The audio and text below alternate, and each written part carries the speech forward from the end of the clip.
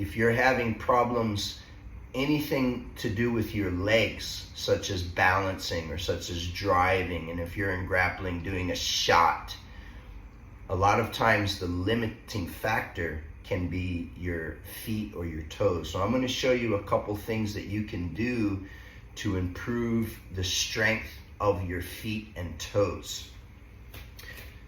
And you can just use things that you have around, okay? So I like to use the kettlebells here to warm up.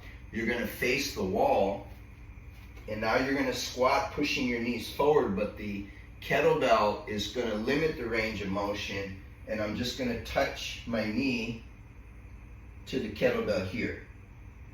Okay, and that feels good, and so I'm going to back up just a little bit, and I'm going to continue. Squat down, drive the knees forward onto the toes, touch, come back, and I'll repeat that.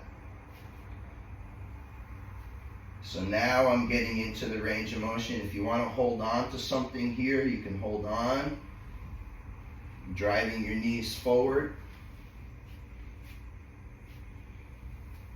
And now, as I move further back, okay, I can get even more range of motion. I'm really putting a lot of loading on my toes. Okay. Another way you can do it is you can take something like a bow suit, put in front of you, and use the same technique. So I'm going to be on the balls of the feet. I touch my knees.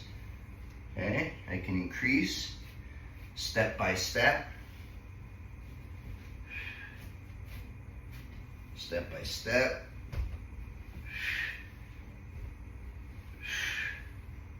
Okay, I'm getting into that range of motion.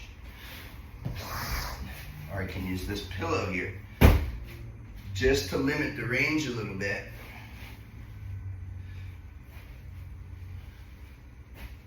Until eventually, as my toes get warm, now I have even greater range of motion, and I'm really able to exercise those toes. Now don't overdo it, because the toes are not as strong as maybe the rest of the leg, but that really helps me in my jiu-jitsu. Let's say I want to set up a shot, I'm here and I have that range of motion in my toes.